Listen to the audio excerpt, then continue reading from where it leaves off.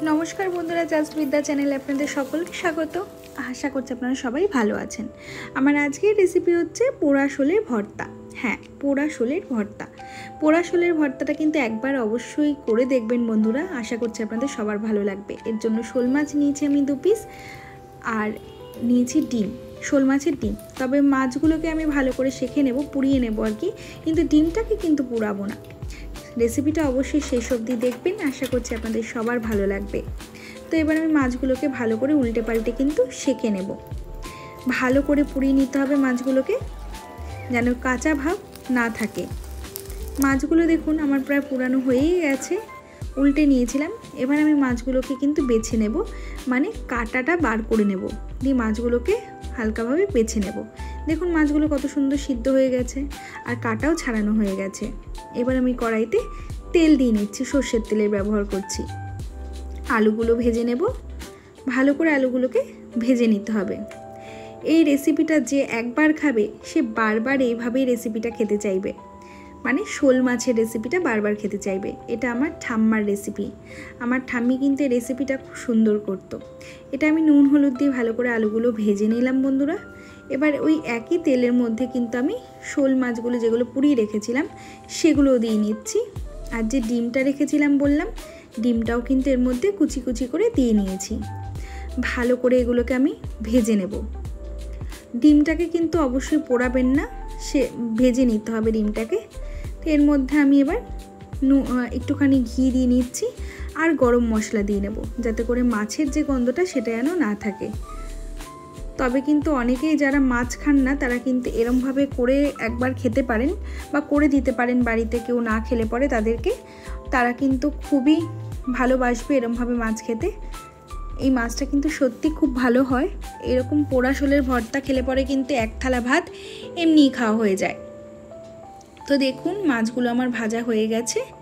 এতে কিন্তু মাছের কোনো রকম কোনো গন্ধই থাকবে না। ঘি গরম মশলার ব্যবহারটা অবশ্যই করবেন মাছ ভাজার সময়।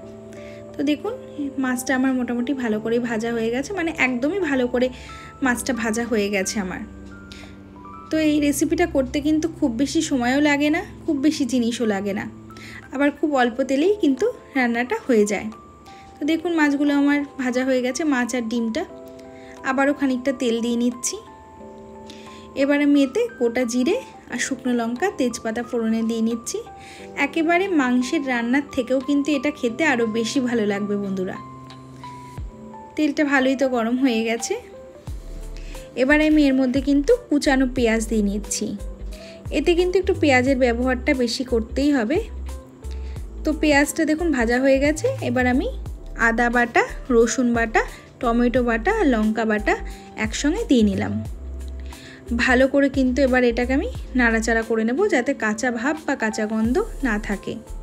হলুদ দিয়ে নিলাম, জিরে গুঁড়ো দিয়ে নিলাম, আবারও ভালো করে কষিয়ে নেব একটু। রেসিপিটা কিন্তু সত্যি খুব ইজিলি হয়ে যায়, আর খেতে কিন্তু সত্যি খুব ভালো লাগে। অন্য আর কোনো পদের সঙ্গে চাই না। এবার আমি এর মধ্যে টমেটোটা দিলাম। টমেটোটা কিন্তু আমি ভাজার সময় দিতে পারতাম, তবে টমেটোটা পরে দিলাম, এতে একটু টক ভাবও আসবে। এবার আমি এর মধ্যে সামান্য ধনে গুঁড়ো দিয়ে নিচ্ছি। ভালো করে লঙ্কার গুঁড়ো দিয়ে নিলাম। এখানে কিন্তু আমি লাল লঙ্কার গুঁড়োই ব্যবহার করেছি, কাশ্মীরি লঙ্কার গুঁড়ো নয় এখন।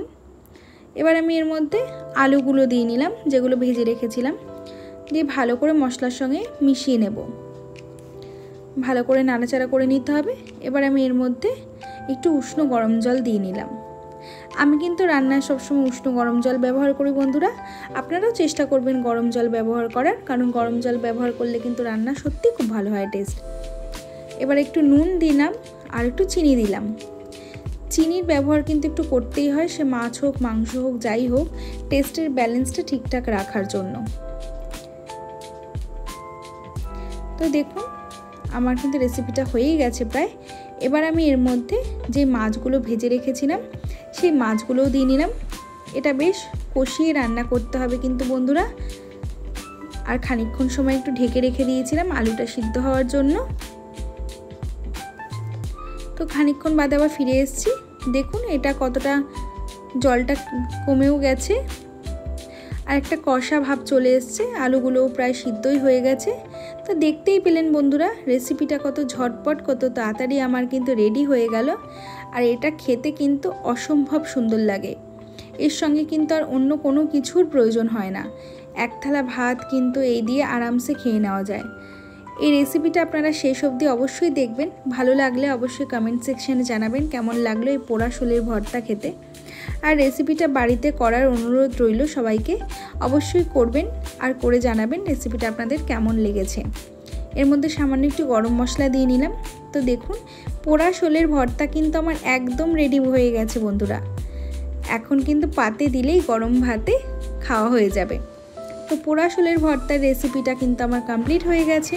অবশ্যই জানাবেন রেসিপিটা কেমন লাগলো। এটা আমার ঠাম্মির রেসিপি, যেটা আমি আপনাদের সঙ্গে শেয়ার করলাম। আপনারা পাশে থাকলে নতুন নতুন অনেক ভিডিও আপনাদের সঙ্গে শেয়ার করব, অনেক রেসিপি শেয়ার করব। অবশ্যই আপনারা একটা লাইক শেয়ার আর কমেন্ট করে আমার পাশে থাকবেন। আর রেসিপিটা কিন্তু অবশ্যই জানাবেন আপনাদের কেমন লাগলো পোড়া শোলের ভর্তা, যেটা খেতে কিন্তু সত্যিই ভালো লাগে। যারা মাছ প্রেমী নন তারাও মাছ প্রেমী হয়ে যাবেন এই পোড়া শোলের ভর্তা খেলে পরে। ছোট থেকে বড় সবারই ভালো লাগবে। ধন্যবাদ ভিডিওটা শেষ অবধি দেখবার জন্য।